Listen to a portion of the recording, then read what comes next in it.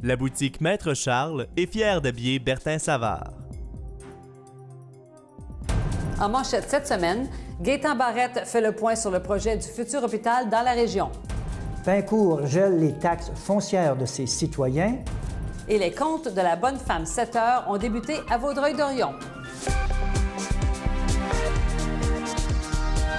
Bonjour et bienvenue à votre dernier hebdo régional Vaudreuil-Soulanges de la saison 2016. Bonjour Bertin. Bonjour Linda.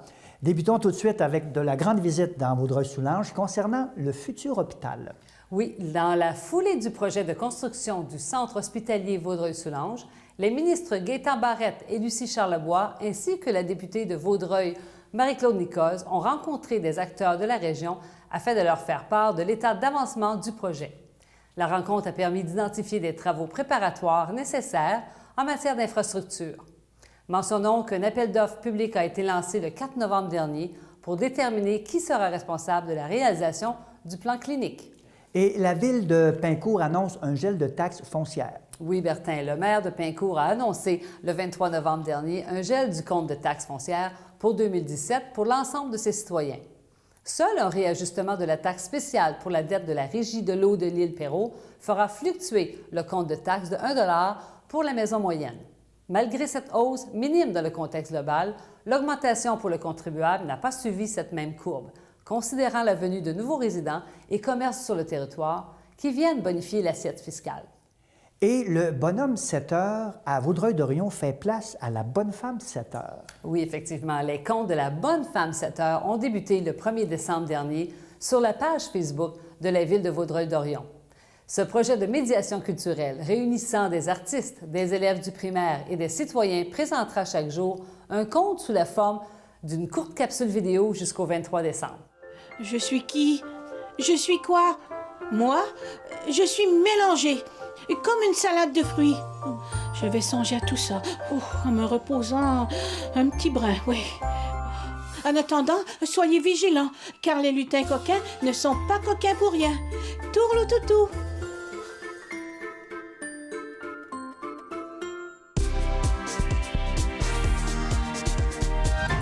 Bertin Saint-Lazare célèbre ses bénévoles. Oui, la ville de Saint-Lazare a tenu sa soirée annuelle de reconnaissance des bénévoles le 18 novembre dernier.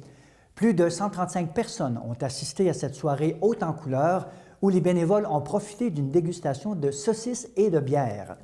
Et du côté de Rigaud, un accroche-porte peu banal. Oui, le maire de Rigaud, Hans Grunwald, ainsi que des représentants du service de sécurité incendie de Rigaud ont rencontré le 25 novembre dernier les propriétaires des appartements Le Beauroi afin de leur remettre les nouveaux accroche-portes créés spécialement pour les locataires. L'objectif est de permettre aux pompiers de rapidement confirmer si tous les occupants ont évacué le bâtiment. Cette accroche-porte se veut aussi un outil de sensibilisation puisque des rappels importants y sont inscrits. Et Bertin, du côté de l'UPA, on est à la recherche de fermes pour les prochaines portes ouvertes. Oui, la Fédération de l'UPA de la Montérégie est présentement à la recherche de fermes intéressées à participer à la 15e édition de l'événement Portes ouvertes sur les fermes du Québec qui aura lieu le 10 septembre 2017. Toutes les fermes, petites ou grandes, de la Montérégie peuvent soumettre leur candidature avant le 9 janvier 2017. Cette activité gratuite permet aux citoyens d'en connaître un peu plus sur le savoir-faire exceptionnel des agriculteurs de chez nous. Linda, en cette période de réjouissance, plusieurs activités culturelles pour la période des fêtes, dont un conte sur le rhume du Père Noël. Effectivement, Bertin, la ville de Vaudreuil-Dorion invite les parents d'enfants âgés de 3 à 5 ans à inscrire leurs tout-petits pour l'une ou l'autre des soirées d'heure du conte de Noël qui auront lieu les 14 et 15 décembre prochains. L'animation présentée par la Petite Valise Théâtre s'intitule « Le rhume du Père Noël ». Et du côté du musée de Vaudreuil-Soulanges, on offrira des activités de décoration de Noël. Oui, Bertin, le 16 décembre prochain, John McRae de Fleuriste Vert Design guidera les participants à travers un atelier de centre de table de Noël confectionné avec plusieurs éléments que nous retrouvons au sein de la nature. Et toujours au musée régional, les enfants pourront aussi bricoler. Oui, Bertin, le 18 décembre prochain aura lieu la deuxième activité de la série Musée en fête. Avec l'animatrice Karine, les enfants vivront un conte interactif. Suivra la période de bricolage où la création et la liberté des enfants seront de mise pour réaliser un centre de table festif. Et du côté du museau, dans la période des fêtes, il y aura aussi plusieurs activités. Oui, le musée de Société des deux rives de Salaberry de Valleyfield vous convie dès le 8 décembre à l'exposition La boîte à jouets de Fred. Les œuvres du duo de créateurs Marie-Annick Viatour et Gaétan Berthiaume présentent des sculptures de bois, peintes de couleurs vives, plongeant les visiteurs au cœur de l'univers des contes de Fred Pellerin. Et le 17 décembre, une exposition d'Annick Gauvreau. Oui, il s'agit d'une activité de médiation culturelle où Annick nous fera observer, expérimenter et créer à sa manière des univers magiques pour le temps des fêtes. L'idée, avoir de bonnes histoires à raconter aux invités autour du sapin. Et finalement, Linda, un grand musicien de Hudson sera honoré l'an prochain pour son 100e anniversaire de naissance. Oui, Melody Sepchuk de Hudson souligne l'anniversaire de son père, Stan Martin, 99 ans. Musicien à la tête du Stan Martin Band dans les années 50, Stan a joué pour les grands chanteurs crooners des États-Unis de passage à Montréal, comme Dean Martin et Frank Sinatra. Le Festival de musique de Hudson se prépare donc à célébrer les 100 ans de Stan par un concert spécial. Dur week-end pour les Mustangs, Bertin? Oui. Le 27 novembre dernier, à l'Aréna de Vaudreuil-Dorion, les Mustangs ont subi un blanchissage 5-0 face aux Inuks de Granby. Ouais, c'est un bon week-end pour nous en fin de semaine. Pour trop de joueurs, je sens que c'est pas important de faire une différence dans le match. À noter que C'est sur la télé est à la recherche d'un nouveau commentateur bénévole pour décrire les matchs des Mustangs. Bertin, toujours au niveau du sport, des sentiers et pistes cyclables accessibles tout l'hiver. Oui, Linda, la ville de Saint-Lazare souhaite informer les résidents et les écoles de son territoire d'une nouveauté qui bouge. Dans le cadre du plan de déplacement actif en collaboration avec Nature Action et les écoles de la commission scolaire des Trois-Lacs, la ville de Saint-Lazare a dévoilé une carte des sentiers et des pistes cyclables qui seront déneigées durant l'hiver. Donc, le cyclisme est très important dans la région et ainsi, plusieurs actions sont faites pour le développement des pistes cyclables.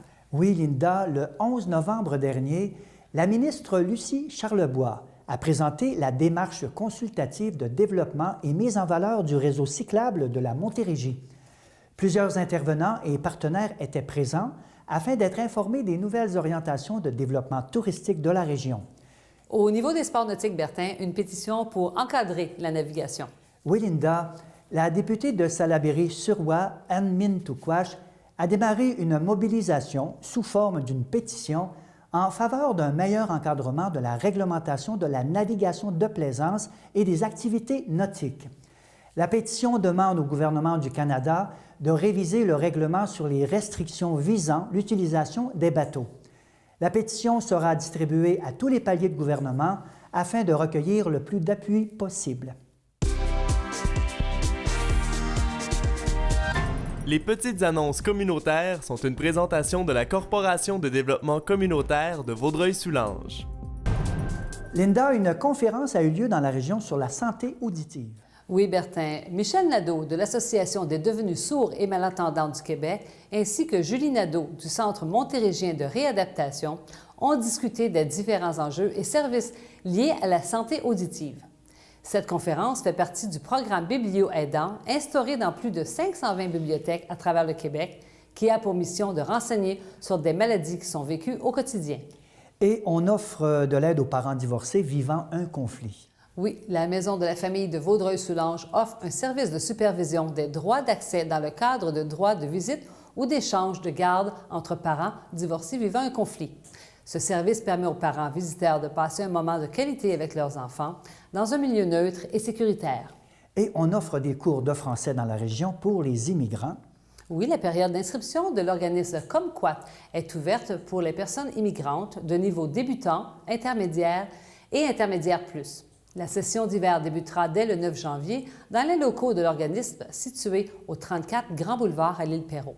Et finalement, Linda, notre députée fédérale, vient en soutien aux organismes communautaires d'aide à la population. Oui, Bertin, le député de Vaudreuil-Soulanges, Peter Schefke, tient à aider les gens dans le besoin, en particulier durant le temps des fêtes. Un point de chute pour des biens non périssables et manteaux d'hiver usagés a été mis en place à son bureau de comté situé au 223 avenue Saint-Charles à Vaudreuil-Dorion. Voilà, c'est tout pour votre hebdo régional de la saison. Je vous souhaite de joyeuses fêtes. Joyeuses fêtes, Linda. Joyeuses fêtes, Bertin. Profitez du temps des fêtes et si vous prenez un petit verre de trop, n'oubliez pas, nez rouge.